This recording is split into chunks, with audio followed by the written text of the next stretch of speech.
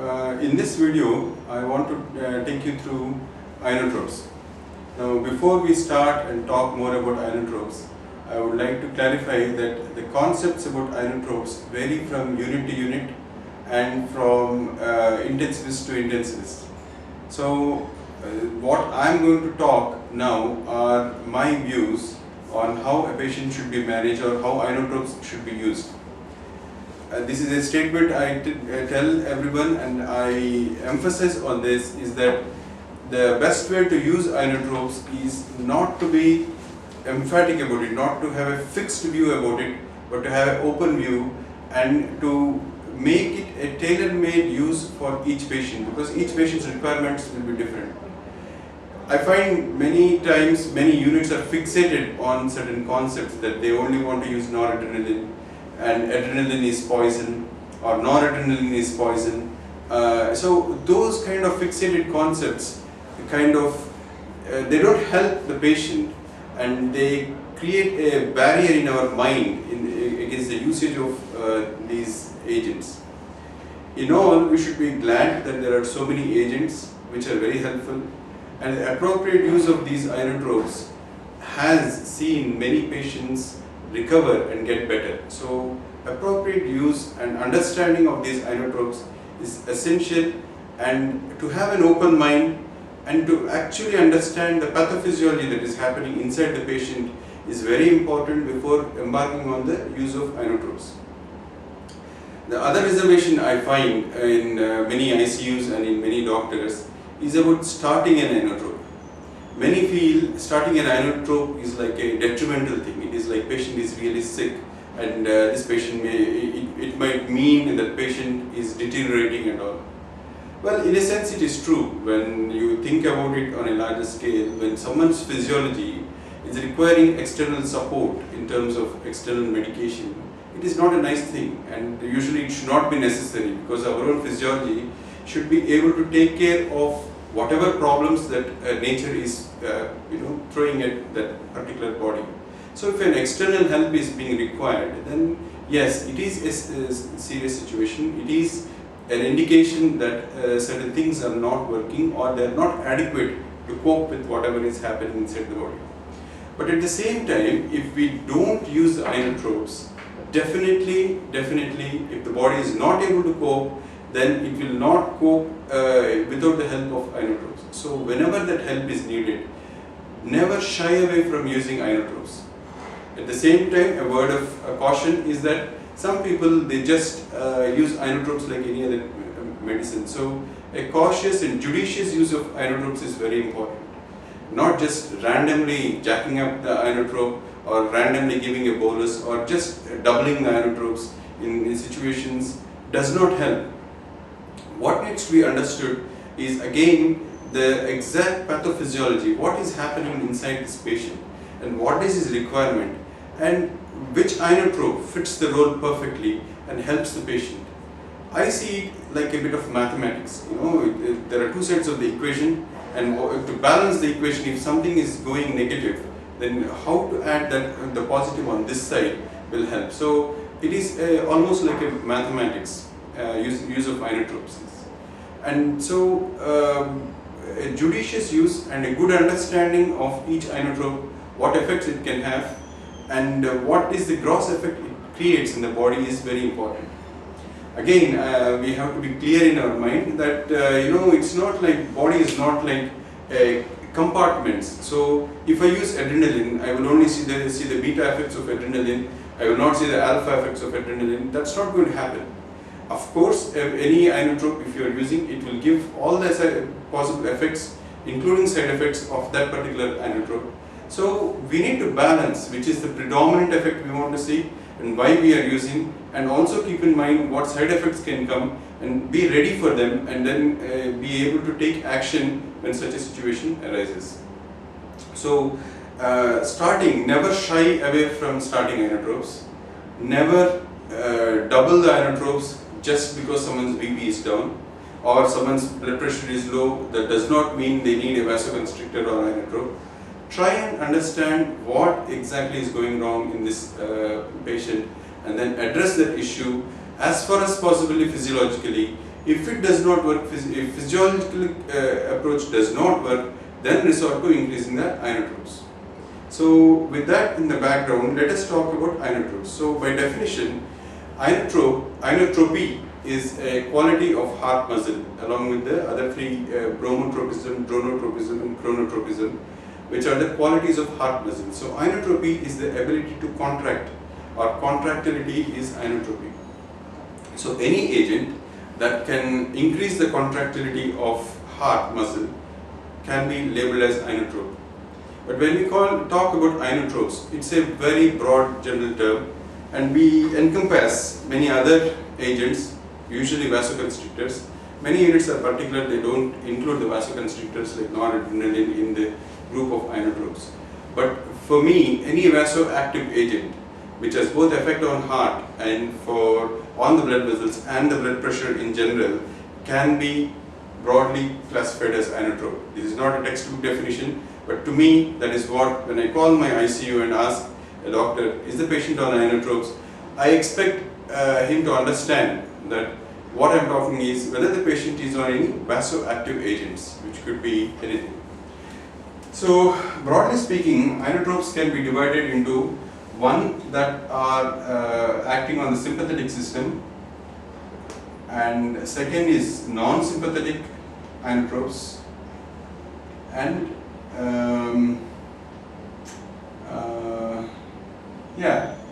broadly we can say sympathetic and non-sympathetic.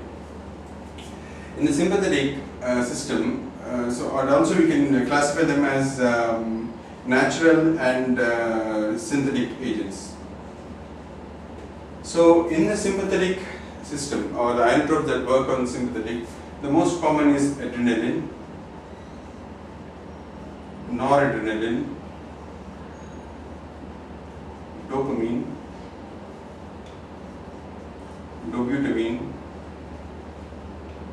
Whereas on the non-sympathetic front, we have milrinone and amrinone, vasopressin, etc. So as we go along, we'll talk about each of these. Now, the way I would look at the requirements, vasoactive requirements in a patient, is when on two fronts. Now we need to know few terminology that are required here. One is cardiac output, another is cardiac index, and systemic vascular resistance, or systemic vascular resistance index. Now, anything that is indexed is, say for instance, cardiac index is cardiac output divided by body surface area. So anything that is divided by body surface area will become indexed. Any indexed parameter is good, because that means we are kind of adjusting the dosage or adjusting the numbers to that particular patient. So it is very tailor-made, specific for that patient. So rather than just talk about cardiac output, cardiac index is a more specific thing. Similarly, there is systemic vascular resistance, which is a general term, and systemic vascular resistance index, which is more relevant to the patient. So systemic vascular resistance by body surface area will give systemic vascular resistance index. Similarly, we have got pulmonary vascular resistance and pulmonary vascular resistance index. Now, traditionally, these parameters have been measured with a Swan-Ganz catheter. So, floating a Swan-Ganz catheter is another topic which we can talk later, but the Swan-Ganz catheter is introduced like a central line through the interjugular vein. It goes to the SVC, RV, right ventricle, into the pulmonary artery, and it is usually floating in the pulmonary artery. Whenever we want to make measurements, we inflate the balloon at the tip of the Swan-Ganz catheter so that it floats and it wedges itself in one of the pulmonary arteries. And when it does so, what it does is, so this is the pulmonary branches, and then the catheter it goes like this, it wedges itself, and the tip has got the transducer. So this tip will not see the pulmonary artery pressures, but it sees the pulmonary venous side pressures. So indirectly, because there are no valves, what we are measuring is the filling pressures of the left atrium. So this is called as the pulmonary capillary wedge pressure, which should be between 12 to 15 centimeters of water. So this is the normal pulmonary capillary wedge pressure. And if we measure the central venous pressure, which is the right-sided right atrial pressures, equivalent of right atrial pressures, which should be between 5 and 7 or up to 10.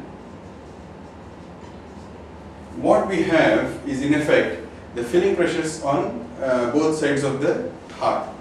Pulmonary capillary wedge pressure through Swan-Ganz catheter giving the left atrial filling pressures, and the central venous line giving the right atrial pressures, right atrial filling pressures. So we know how the hearts are performing. And with this Swan-Ganz catheter, with the fixed principle, we measure, again we talk about this in a different thing, by cold saline injection method. We rapidly inject a cold saline and see how soon it gets diluted. And with that we can calculate what is the cardiac output of the patient. And if we know the body surface area, then we will have the cardiac index. So once we have this information, then it is for up to us to decide which needs jacking up. So if say for instance a patient in the post-operative period has got low blood pressure, then we need to know whether it is because of low filling pressure, or is it because of low cardiac output, or is it because of low systemic vascular resistance, that is patient is vasodilated. This is what I mean when I said that we should understand what is the exact pathophysiology that is going on in the patient. So we need to know why this patient is having a low blood pressure. Is it because he is hypovolemic, either again secondary to vasodilatation, we'll come to that in a moment, or whether the patient is having a low cardiac output, that is the heart is not able to pump, and that's the reason why he's got a low blood pressure, or for some reason if they are having pyrexia or inflammatory response or any other reason which is causing an increased system or decreased systemic vascular resistance. And in these situations, in each of these situations, the treatment differs. So having a Swan-Ganz catheter often helps, because then we have all these measurements, but in many instances we may not have an access to Swan-Ganz catheter, or the patient may not have it, and then we have to make an assessment. In those situations, again, what helps is the clinical examination of the patient. So never treat numbers. This is a dictum in critical care, is never treat numbers, because then you will be absolutely wrong, or you may miss the clinical picture altogether. So for instance, I will tell you the example that if someone's urine output is low, and you have just seen a trigger of urine output low, and in your mind for low urine output the treatment is Lasix, and you just go ahead and give Lasix instead of actually examining the patient. And if you had examined the charts or the patient, you would have noticed that this patient is actually dehydrated, or he is hypovolemic, he's been bleeding for the last 2 hours, and that's the reason why his urine output is tailed off. Giving Lasix could be detrimental in that situation. So it is always very important to have clinically examine the patient. Now, by clinical examination, what do I mean? Touching the patient. Of course, you have to clean your hands with sterilium. Touching the patient on the forehead, his peripheries, his arms, his legs and his feet. Often in a patient who is hypotensive, the peripheries are cold because the circulation is not adequate to maintain the body warmth. But if someone is vasodilated, then there may be pyrexia. You could feel that the patients are really warm up to their hands and feet. So if, for instance, patient has got low BP and high temperature and normal volume, still the low BP could be because of vasodilatation. It is like, this is an example I give. Say if I have a vessel which has got a fixed which has got movable walls and movable floor. So when the floor is fixed and the walls are movable, in vasodilatation, and if there is say X amount of fluid, in vasodilatation what is happening is these walls are moving away from each other. So the same volume will become less, So this is a relative hypovolemia. Okay. So the treatment for this is either you fill in more fluid so that the blood pressure comes up, or you vasoconstrict and bring the walls together so that the fluid level increases without adding more fluid. So in this situation where the patient is having high temperature, the more likely chance is that the patient is vasodilated. That means the walls have moved apart and there is a relative hypovolemia. And for this we need to decide if the patient has got poor heart function, if the patient has already been hypovolemic, then it is better to fill the patient, give a small fluid challenge and check if that brings the blood pressure up. Or else if the patient can tolerate, if he has got enough support systems, then use of a vasoconstrictor is better in such a situation. So that's the reason why we need to do a clinical examination, and in clinical examination what we need to see is the temperature of the patient, how his urine output has been in the last few hours, what is the total balance till that point. Total balance should include all input and all output. So all the drains, urine output, NG tube, anything that is coming out of the patient should be taken into consideration. Sometimes here we should also think of concealed hemorrhage. So although there is no drainage that is coming, but if the chest X-ray suggests a large collection, or if the hemoglobin has dropped in your serial arterial blood gas monitoring, and if you suspect the patient is bleeding inside because his clotting is deranged, or you know that there is a possibility of this patient bleeding, in such situations you should always think of concealed hemorrhage before acting on any of these inotropes. So in clinical examination, not only looking at the patient, and in understanding this concealed hemorrhage, always auscultation of the chest or abdomen will help, because in auscultation you can feel reduced breath sounds and the muffled heart sounds, things like that. So they can give you a idea that there could be a concealed hemorrhage, and then you can check it with ultrasound or chest X-ray, repeated chest X-ray, and make sure that the collection is not there.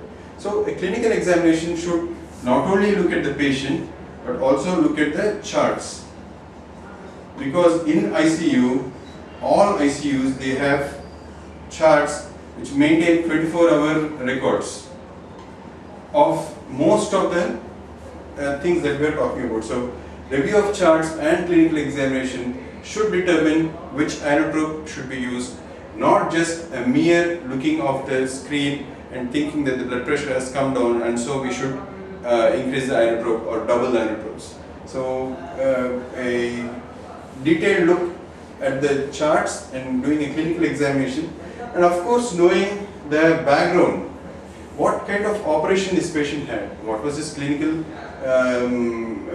condition, or what condition he had before, what could that do. The example why I am saying that is, say for instance in aortic stenosis. In aortic stenosis, what happens is that over a period of time, because the opening is narrow, the left ventricle hypertrophies. And when the left ventricle hypertrophies, the LV cavity becomes small, is reduced. In such situations, if the patient is hypovolemic, increasing adrenaline or increasing just inotrope will not help, because the problem here is the capacity of LV is low, and so if you drive the LV faster, that's not going to help.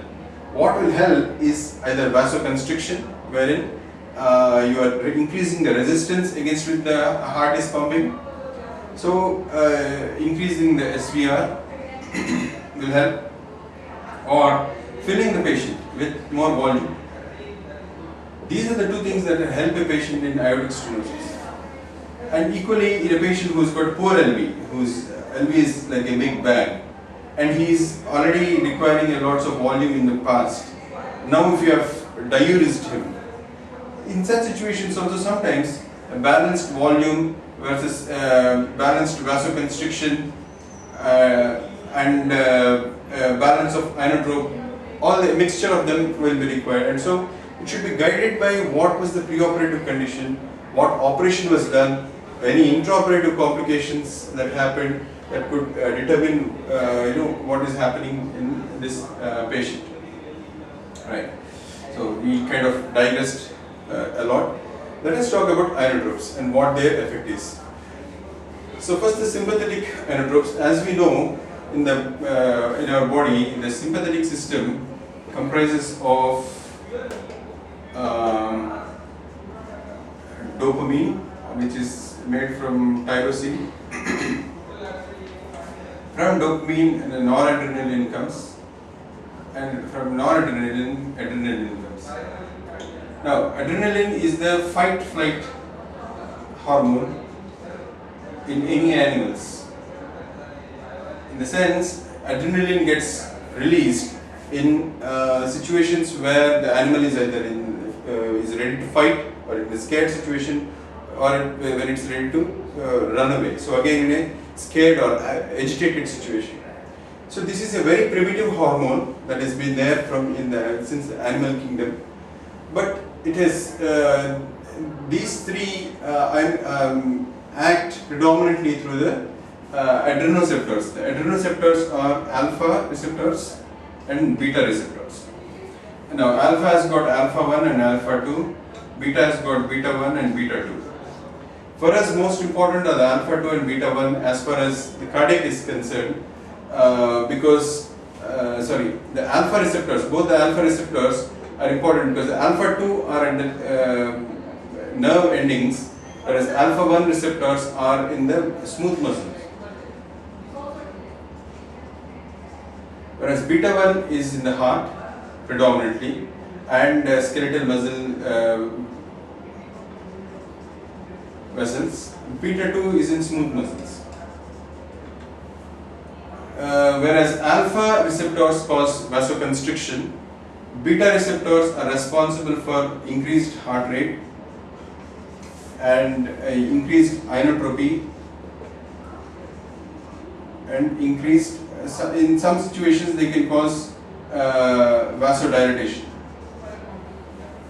Particularly the beta 2, because the beta 2, instead of they cause smooth muscle relaxation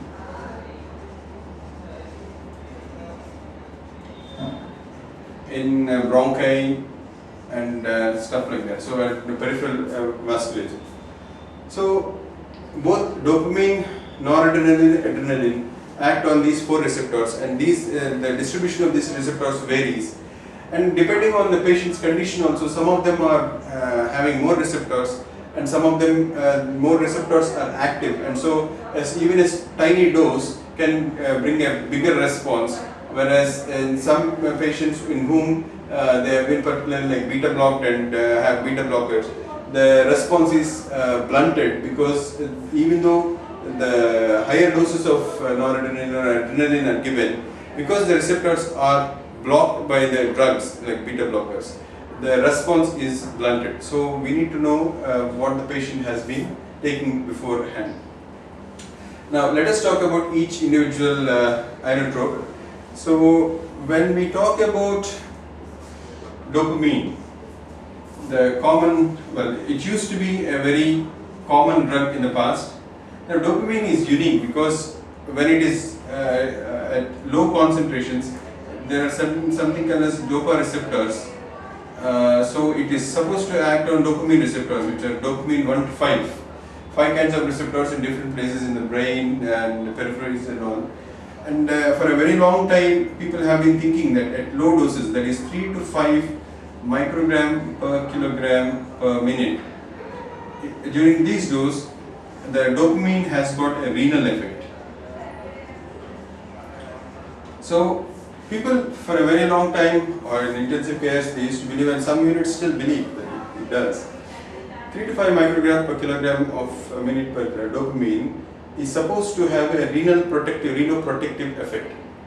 But actually, in actuality, this has been disproved, because what is happening is, what the dopamine does is it increases the heart rate, and so indirectly it increases the cardiac output, and so it increases the renal blood flow, and hence what happens is because the renal blood flow is increased, the glomerular filtration increases, and this increases the urine output, and excess water is output is increased, and sodium is lost. So natriuresis and hydrouresis is what happens. So the effect of dopamine at low doses is it increases the urine output definitely, but what it does is by increasing the cardiac output, it increases the renal blood flow and glomerular filtration rate, and so the water excretion increases and sodium loss increases. So patients who are on long-term low-dose dopamine can end up having hyponatremia or low sodium levels. This does not exactly translate into renal protection. Why?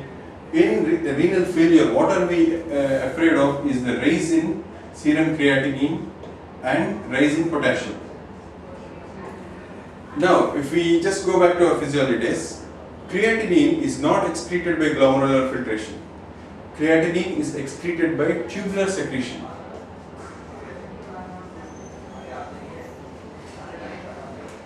So, dopamine does not have any effect on tubular secretion. Tubular secretion is a medullary thing. So, what we will find is, despite dopamine causing increased urine output, the amount of rise of creatinine will not differ as long as you use dopamine.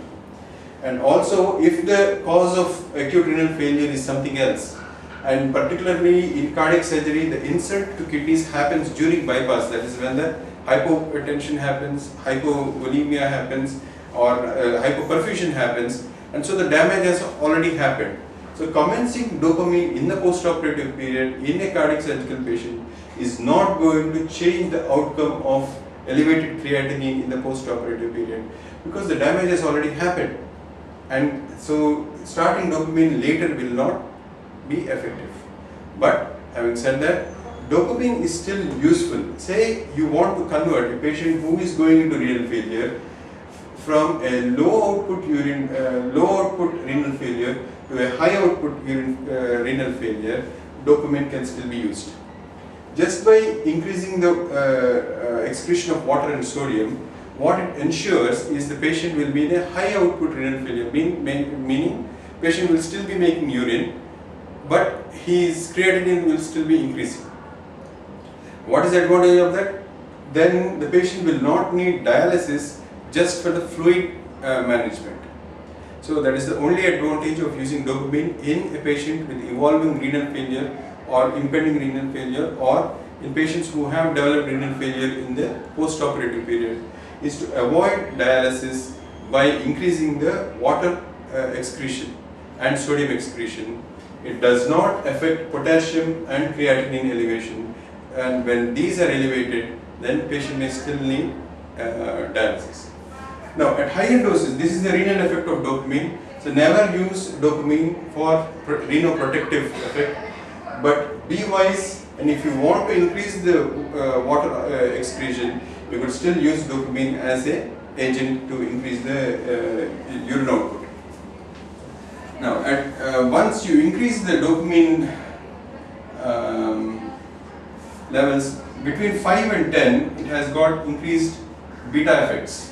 So it will start acting like adrenaline, because more and more of dopamine gets converted peripherally into adrenaline and noradrenaline, and so it will start having beta effects. So it causes heart rate, it increases the heart rate, it increases the cardiac output, and so it can be helpful as an inotrope.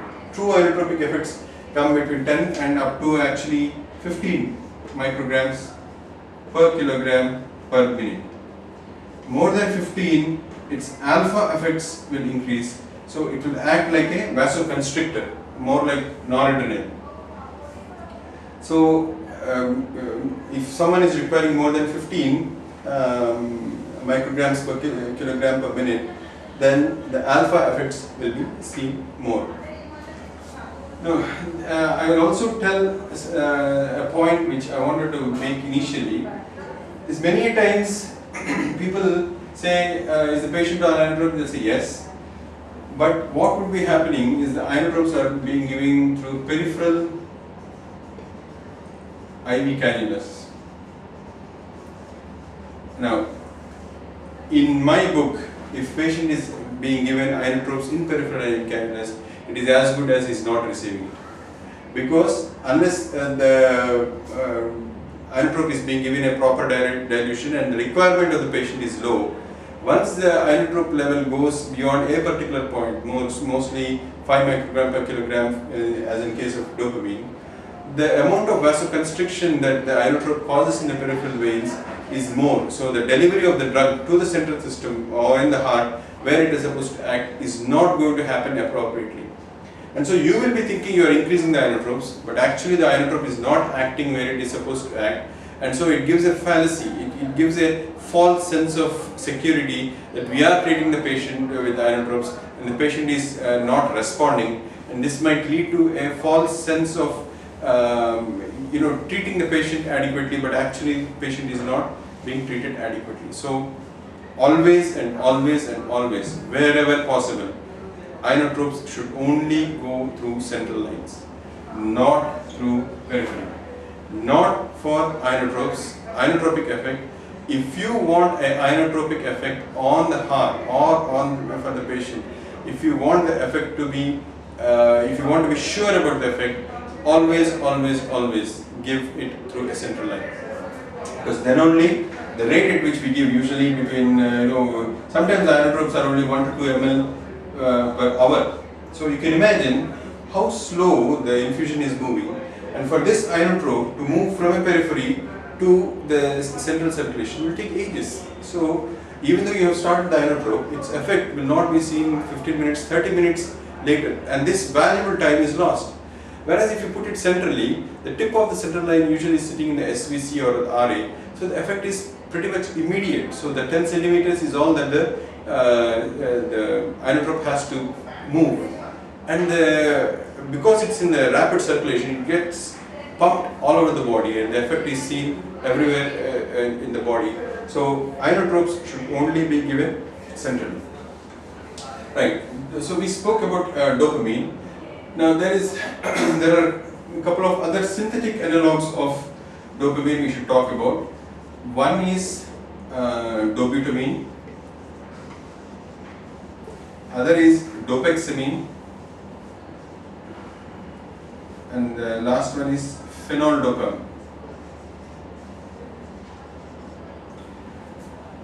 Most units use dobutamine and very few units use dopexamine and phenoldopam. These have been created when they came into the market.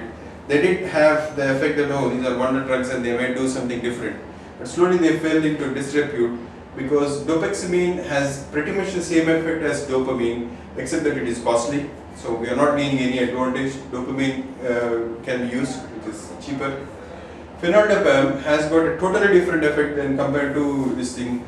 It acts as an ionodilator. So what it does, its effects are something similar to milrinone, which we'll talk about later. Basically, it decreases the systemic vascular resistance, increases the cardiac output, even at very low doses.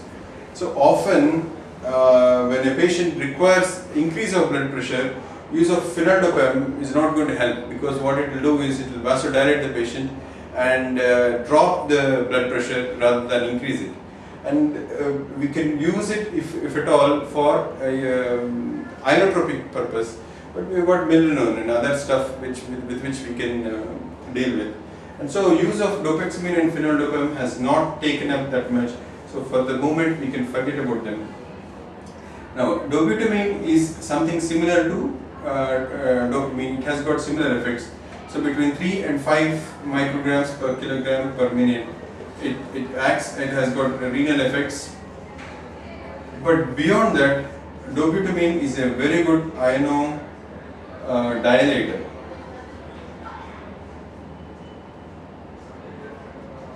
So it increases cardiac output and decreases systemic vascular resistance, and it increases the heart rate. So it causes tachycardia. Now all dopamine analogs, we should know that they cause tachycardia.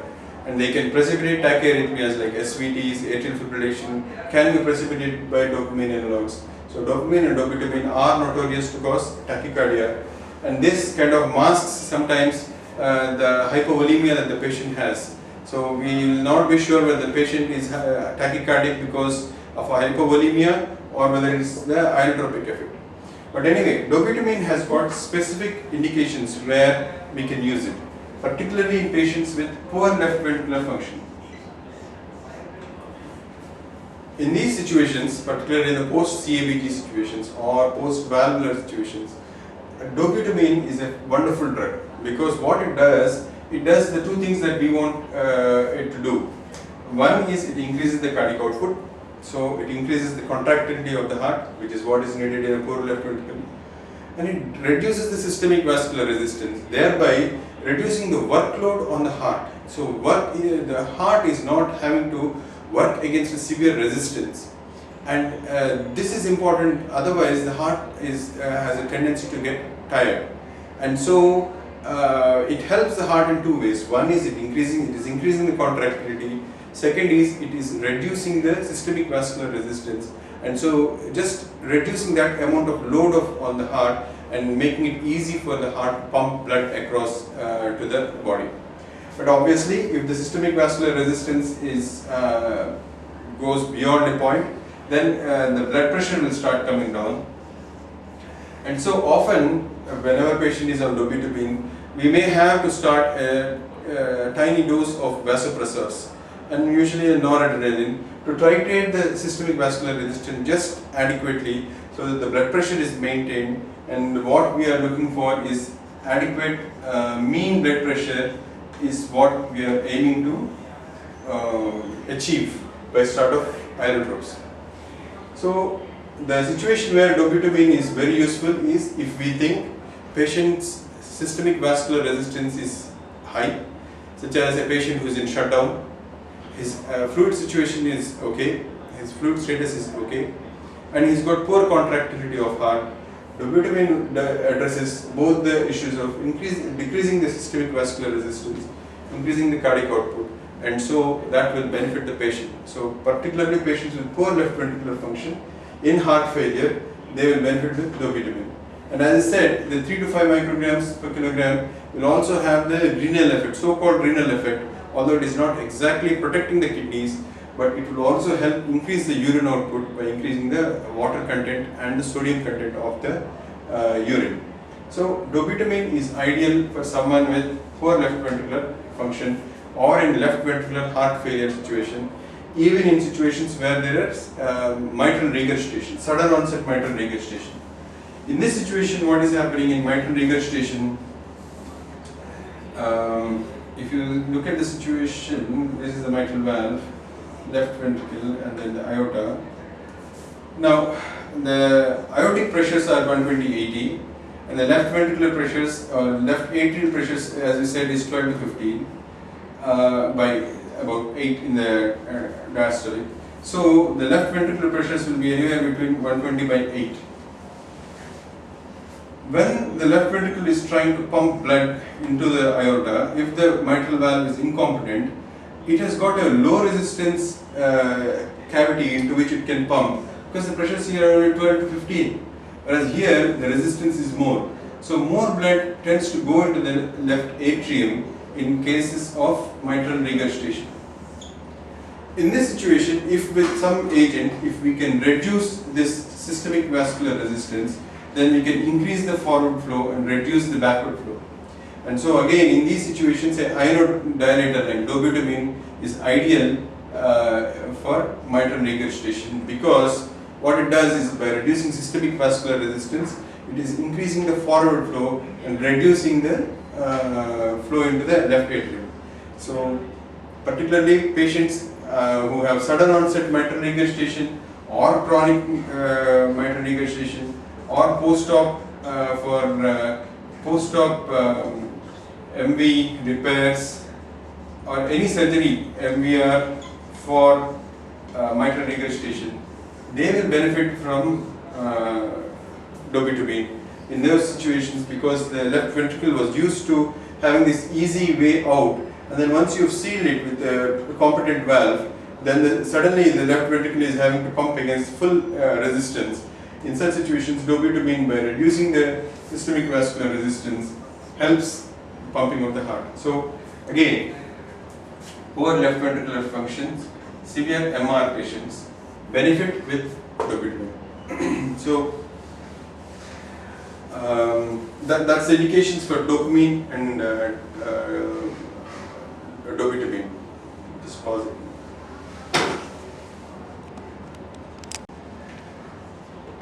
Just a word or two more about dobutamine. Just like dopamine, dobutamine is supposed to be a renosplanchnic vasodilator. I forgot to mention earlier that dopamine not only opens up or supposed to increase the renal blood flow, it is also supposed to increase the splanchnic blood flow, that is the blood flow to the intestines. So it is very important, because one of the mechanisms in heart failure or when there is hypovolemia, what the body does is it diverts the blood from unimportant structures to important structures. So the three important structures that the body is trying to protect is: one is brain, second is heart, third is kidneys. So in that order, if we think about it, brain kind of dies within 3 to 5 minutes if blood flow is stopped. Heart dies between 30 to 50 minutes, and kidneys take up to 1 hour of ischemic time. They can tolerate that amount of ischemia. So brain takes the top priority because it does not have any stores of nutrients. So it almost, the infarct time is very less. Heart has got some stores, so it can take ischemic times up to 30 minutes. Whereas kidney can take up to 1 hour. So the body is trying to compensate, and then it's trying to protect these important organs. And so what it does, it diverts the blood from splanchnic and skin and muscle. So all these blood decreases, and that blood is diverted to these vital organs, so that these are protected and damage doesn't happen to them. So dobutamine and dopamine reverse this effect, and they increase the splanchnic blood flow. Not so much as skin and muscle. They are supposed to increase the renal and splanchnic blood flow through dopamine receptors. But again, this has never been thoroughly proved, and it has never been kind of authentically shown that this has happened. But yes, that's a thought, and probably there is some effect of dobutamine on that. Now, the side effect of dobutamine and dopamine is obviously they increase the heart rate, so they increase the chance of arrhythmias. And with particularly dobutamine, the SVR is decreased, can lead to low BP. So sometimes we may have to start some vasoconstrictors with dobutamine. So if you have commenced a patient on dobutamine, and if the blood pressure starts coming down, it is worth thinking whether it's the effect of dobutamine, it's a peripheral vasodilator effect of dobutamine that is causing it, and maybe consider vasoconstrictors. Now we'll come to the next inotrope, which is most important according to me, that is adrenaline. Now, many units divide themselves in whether they want to use adrenaline and noradrenaline, dopamine or dobutamine analysis of analogs. Many are afraid of using adrenaline. The chief reason being they feel adrenaline increases heart rate, it increases the inotropy, that is the contractility is increased, and it causes vasoconstriction, which all three are actually detrimental to a tired heart. So when the heart is tired, you don't want it to work hard, but inotropy and increased heart rate are making it work hard, and vasoconstriction is again adding load against which the heart is having to work. But again, I would like to say that if used appropriately in the right situation, adrenaline is a wonder drug. So in many situations where if the cardiac output is low, or if we know that the patient has got a poor LV, if we know that the patient has been in heart failure CHF for a very long time. What adrenaline does is exactly, particularly in heart failure situation, because heart failure, the whole body mechanisms are derived opposite to that of adrenaline. So adrenaline in one go undoes everything that heart failure has done and improves the perfusion to the body. Particularly again in poor LV patients, to a certain dose, adrenaline can help with inotropy. And again, with low cardiac output, because of whatever reason, if adrenaline is added, the cardiac output increases. But adrenaline should be used cautiously, because as you, the initial low dose effects of say up to 5, now here again, people would like to use micrograms per kilogram. I'm not a big fan of this, but this kind of standardizes it. So if say 0.01 to 0.1 microgram per kilogram per minute adrenaline has predominant effects on beta receptors. Beyond this dose, that is, if you approximately take more than 10 ml of adrenaline per hour or more than 0.1 microgram per kilogram per minute, then it starts showing effects on the alpha receptors. Now, alpha receptors cause vasoconstriction, and this, as we talked earlier, can be detrimental to the heart. But in desperate situations, we may have to increase the adrenaline dose high, and in particularly chronic heart failure patients or patients who have been beta blocked previously, adrenaline, we may need high doses of adrenaline. So once you are beyond 10 ml of adrenaline per hour, you are out of the range of physiology. You are using unphysiological doses, and that should be guided by experts or by the senior whoever is on the floor. And I would not advise you to go more than 10 ml per kilogram 10 ml per hour of adrenaline or 0.1 microgram per kilogram per minute. When I say 10 ml, this is a dilution of 2 milligram in 50 ml of either normal saline or 5% dextrose. With this concentration more than 10 ml, you should be cautious. Or if you go by this calculation, doesn't matter what the dilution you use, but this will tell you, what dose it should be used. Now, adrenaline is also a hormone. So what it does, it opposes the effect of insulin. Opposes insulin. So it causes hyperglycemia. So any patient who is on adrenaline, you should expect that their sugar levels will increase, and particularly in a diabetic patient, this can be elevated further high. And these patients may need insulin treatment at the time of commencing of adrenaline to control sugars, because in the many studies have shown that in the perioperative period, particularly post cardiac surgery, good control of sugars has given good outcomes, and poor control leads to poor outcomes in terms of graft occlusions, infections, sepsis, and everything. So control of sugars is very important, and as the dose of adrenaline increases, the chances of hyperglycemia increase, and requirement for insulin also increases. And other side effect of adrenaline is tachycardia. It increases the heart rate, as has been said. But again, with all these negative things, adrenaline is the most physiological inotrope that we have in our body. So it can't be as grossly wrong, because if nature has made it, it is made it for a reason, and it is made it to act in a particular way, and it through natural process of natural selection, it has come through to this point where it is one of the important hormones of stress. So if adrenaline is released during stress and body thinks it is good at that time, then use of adrenaline should not be precluded because of our ideas of how adrenaline will work. Because once adrenaline goes into the body, it knows where to go and do what effect. What needs to be done is it needs to be used cautiously, and as soon as the adrenaline is started, we should see for the side effects or whether it is giving the desired effect or not. If need be, measure the cardiac output. If you can't measure the cardiac output, check it on a echo, visually see how the contractility is. whether the blood pressure has improved or whether the reason why you have started adrenaline hasn't been addressed. For instance, if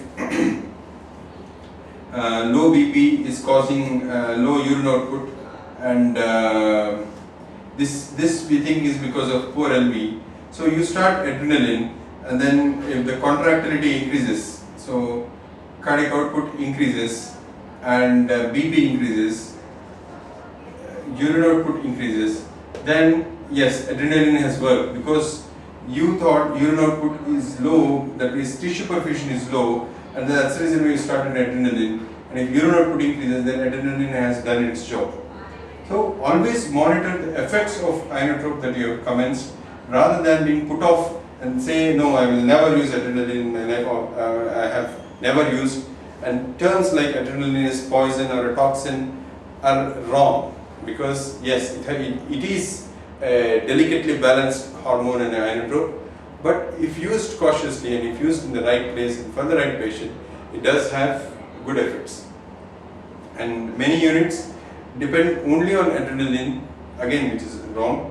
So we should have an open mind and accept or understand the patient's pathophysiology and use the inotropes accordingly. So adrenaline is a very important inotrope, which is available as 1 milligram ampules, and it is diluted usually 2 milligrams in 50 ml of either normal saline in diabetic patient or 5% dextrose in a non-diabetic patient, and then commenced between 2 to 3 ml per hour, or to have the desired effect and increase up to 10 ml based on the effect that we are seeing.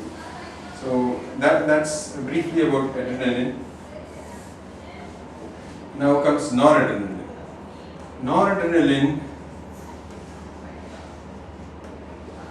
is the precursor of adrenaline, and it has only predominant effect on alpha receptors. So for all practical purposes, noradrenaline is a vasoconstrictor.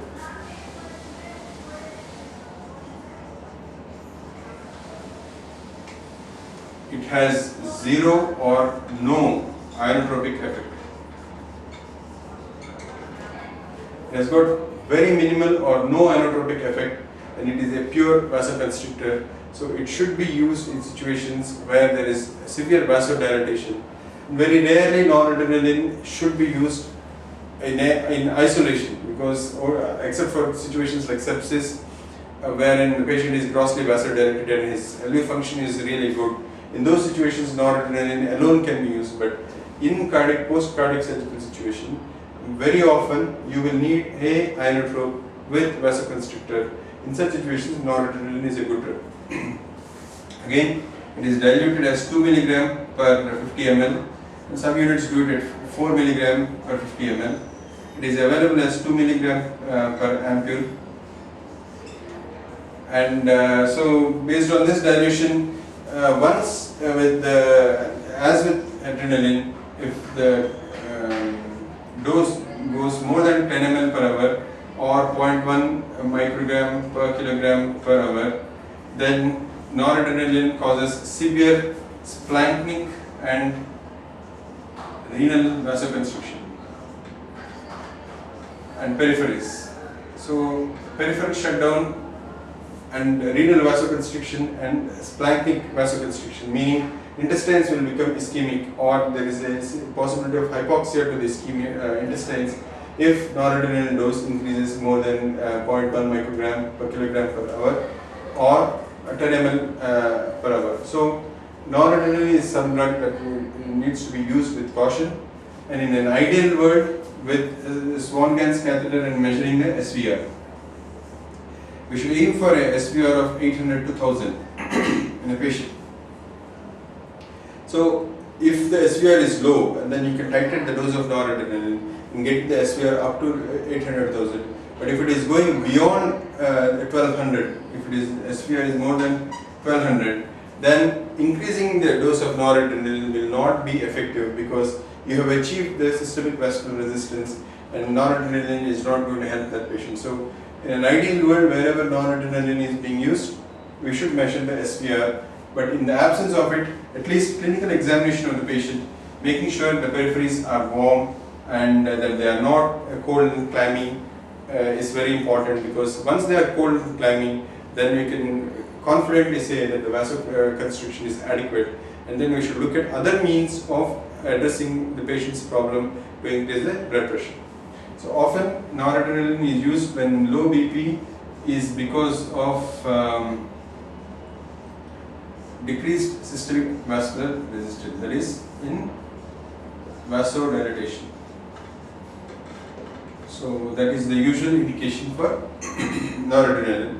Many times when, as I said earlier, if patients are on dobutamine, on milrinone or any inodilator, when the dilatation is because of pharmacological reasons, then noradrenaline can be used to titrate the systemic vascular resistance to bring the blood pressure up.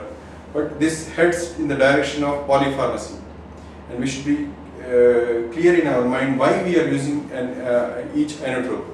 We don't keep on increasing dobutamine because we need inotropy, and then when the patient dilates, then start noradrenaline and keep on increasing noradrenaline.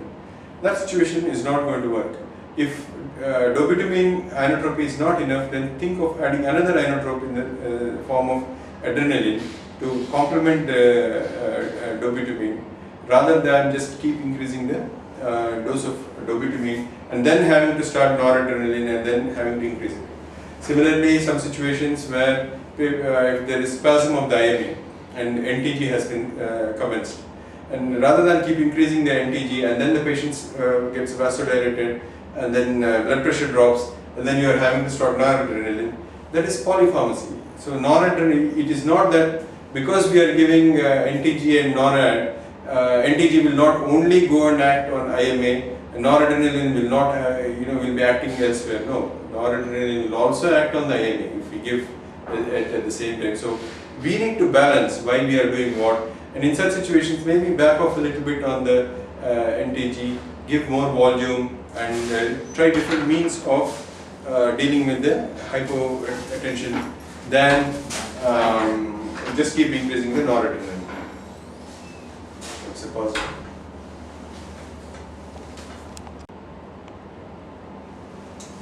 The next inotrope we are going to talk about is milrinone, or the this is phosphodiesterase group. Now, the advantage of these inotropes is that they act through a different mechanism and they act on different receptors, and so even in patients who are already on high amounts of inotropes, because adrenaline, noradrenaline, if they are continued for a while, the number of receptors available for these alpha and beta receptors on the cell surface keep reducing, and so the inotropes will stop being very effective. And beyond a dose, once all the receptors, alpha and beta receptors, are occupied by the existing inotropes, then further increase in adrenaline or noradrenaline will not help the patient, and it is just for our satisfaction we keep on increasing the number, but the relevant effect on the patient will not be seen. In such situations, adding another group of inotrope will be helpful, particularly milrinone. So the phosphodiesterase group, what they do is they increase the cyclic AMP levels inside the cells of smooth muscles, and thereby increasing the calcium levels, and this causes vasoconstriction, vasodilatation, and increasing the calcium levels inside the heart causes increased contraction. So they are broadly called as inodilators. The reason why they are not commonly used is because they are very costly, the cost is high, and they are very, very potent dilators, very potent dilators. So you can significantly see the drop once you start milrinone, or amrinone is the other drug. Now, the way to use milrinone over a period of many years, we have realized that starting milrinone in the post-operative period is not useful. It doesn't, if you start it fresh post-operatively, then it does not give adequate results and the outcomes have not improved. So if you have any idea of starting milrinone, then it should be started before, on pump. So the loading dose of milrinone should be given on pump and then continued into the post-operative period. Then it is supposed to have good effect. The other important advantage of milrinone is it's an inodilator, and particularly it dilates the pulmonary vasculature. So it decreases the pulmonary vascular resistance, and so it is very useful in right heart failure or in in conditions where there is a dilated RV or increased pulmonary arterial pressure, like in PAH. So any congenital condition or any acquired condition like mitral stenosis or any congenital condition where there is increased pulmonary blood flow, increased PAH, and that has caused poor right ventricular function, milrinone is a very good drug which helps patient being weaned off the bypass machine, and for the first 24-48 hours that will improve the or help the improve the function of the right ventricle, beyond which patient's own physiology will take over. So there are specific indications for milrinone. It is not often used like other inotropes randomly for any condition. It is used in situations where the right ventricle is poor, right ventricular function is poor, and there is a PAH. So it is not to be taken lightly, and often because of its dilatory effect, it should be or it will need use of vasoconstrictors, either noradrenaline or in some situations vasopressin. So again, with milrinone, titration of vasoconstriction will be needed because of its vasodilatory effect in the peripheries. So this is not an ideal situation where we are having to start two drugs. Many times we can, if the surgery is planned properly, then probably we can get away by just using dobutamine as an inodilator in many situations. Last but not the least, I want to talk about vasopressin, or this is argipressin as it's called in vasopressin is a natural hormone secreted by the pituitary, and it is also called the ADH, antidiuretic hormone. So it causes water retention, but we commonly use it for as a vasoconstrictor in extreme situations. So in situations where there is a systemic inflammatory response, severe vasodilatation that is not responding to noradrenaline, or all the noradrenaline receptors, we are already on high dose of noradrenaline, still there is a strong feeling and the SVR is showing low on Swan-Ganz catheter. In such situations, use of vasopressin is helpful. Of course, the critical care team will come up with more explanation, and which they write that vasopressin is useful in many other situations like head injuries, and they have other roles apart from just causing vasoconstriction. The point to be remembered is that vasopressin acts on different set of receptors. We have vasopressin receptors. So again, we are not dependent on alpha and beta receptors. So this acts through a different mechanism, and hence vasopressin could be useful in extreme situations. But we should remember that vasopressin is a very, very potent vasoconstrictor, and even if you increase the dose by 1 ml per hour also, the effect could be splanchnic hypoperfusion. That is, intestines will get less blood flow, and this can be detrimental. Renal and splanchnic hypoperfusion is a side effect of vasopressin. So use of vasopressin is not to be taken lightly.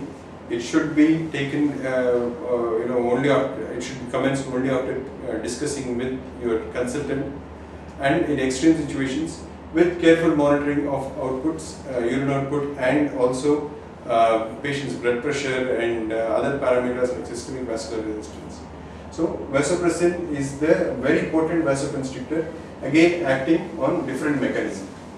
So for details, you can go through the textbook. The last one I want to talk about is what is called as a GIK infusion. Now this is not exactly an inotrope, but can be used as an inotrope.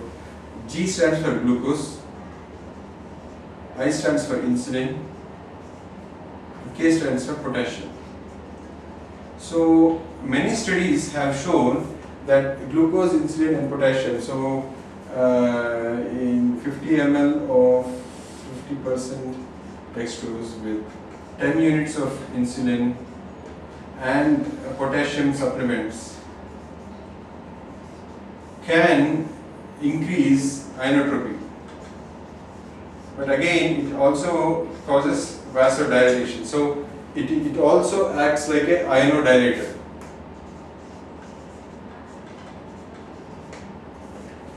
Sometimes this situation is there inadvertently. As I was talking earlier, when we start adrenaline, the blood sugars increase, and for that we are having to give insulin.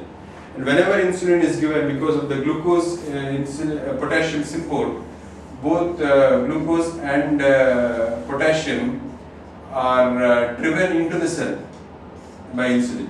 So the potassium levels will come down, causing hypokalemia. And this requires topping up or supplementation during post-operative management. So inadvertently, although we don't start this particular infusion, but many a times when the glucose levels are high and we have started insulin and the potassium is being driven into the cell, we have started the GIK infusion, and which helps the heart by increasing the inotropy and decreasing the systemic vascular resistance. In some units, they use it as a inotrope, and specifically make this infusion and then run it to the patients so that can increase the contractility of the heart. So this is something we need to keep an eye, keep a watch. And just a word of caution is, whenever the situation is happening where we are giving insulin and the potassium levels are coming down and we are having to supplement, always remember that this hypokalemia is temporary, because what is happening, the potassium is being driven into the cell, and once you stop giving the insulin, again there will be a rebound effect and the potassium will come out, and so expect hyperkalemia once you stop insulin, and this could be sometimes can lead to cardiac arrest. So the amount of supplementation that is being needed should be carefully monitored. How much potassium is being given to the patient should be closely watched, and whenever the insulin infusion is stopped, again we need to keep an eye on the potassium levels, raising potassium levels, and if need be in such situations, just use glucose insulin infusion to reduce the potassium levels and give diuretics so that the excess potassium is lost permanently, because whatever we do with glucose and insulin is a temporary mechanism where the potassium is driven into the cell, and there will be a rebound effect of this potassium coming out. So always be cautious whenever insulin is being given for high levels of glucose, and when GIK infusion is being given, particularly patients with poor LV who will be needing this because we are looking for increased inotropy. They will have had some renal effect, and they would also be at high risk of developing acute renal failure. So in these patients, having high potassiums to start with can, and if they suddenly develop acute renal failure, can lead to cardiac arrest because of hyperkalemia. Thank you.